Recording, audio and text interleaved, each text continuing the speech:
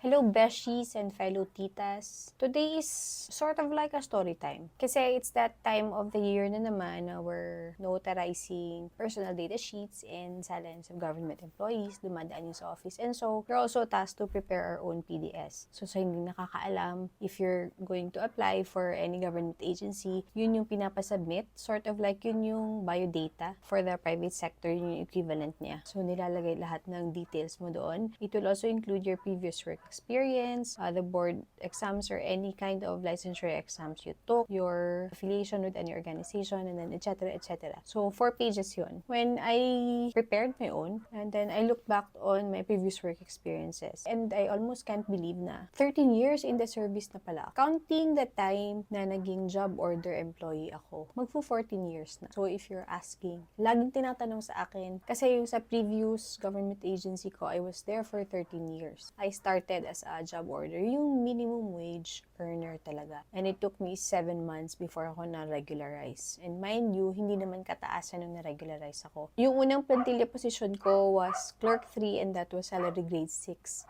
So kung from government ka din, you would know kung ano yung sweldo nun, especially since that was 12 years ago. I think it was around 13,000 pesos. Anyway, for ibang story time na yun, if you're interested. But I was just thinking na for those who always ask me paano ako nakapasok, wala talagang kagatol-gatol ang pagpasok ko sa government agency. But I have to say, I didn't aim na makapasok sa government agency kasi feeling ko at that time okay yung work-life balance considering na you had your weekends off. Tapos, 8 to 5 yung trabaho. Thinking about the retirement, okay din siya kasi it's a percentage of your basic salary if you've met the minimum years in service. But anyway, I'm going further away from the topic. Pasok ako because I applied to a job fair. Yun lang. People sometimes expect na sasabihin kong may kakilala or nirecommend ako. And they would always be surprised na sasabihin kong nakapasok ako dahil nagbigay ako ng biodata dun sa isang job fair lang of government agencies who had vacancies that time and nasa mall sila.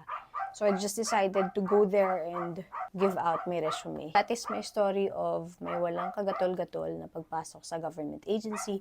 Although I have to say for 7 months, naging job order employee ako. And for me, honestly, nung time na yun, feeling ko ang haba na ng 7 months na naging JO employee ako. Considering na 4-year course na din naman ako na-graduate, okay din naman yung college na pinanggalingan ko, okay din naman yung work performance ko. At that time na feeling ko ang tagal-tagal na yun.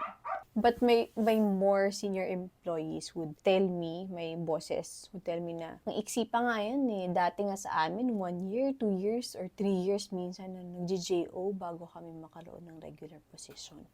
Pero yun lang, share ko lang kung paano ako naging government employee and till now, government employee pa din naman ako. So, sa mga fellow kawani ng gobyerno ko dyan, comment below kung paano naman kayo nakapasok sa government agency, kung saan kayo ngayon. If you want to hear more stories about my experience, and it was truly an eventful experience, considering na 12 years nga ako sa government agency. So, clarify ko lang ha, ibang government agency na ako ngayon employed. So, yun lang. Bye!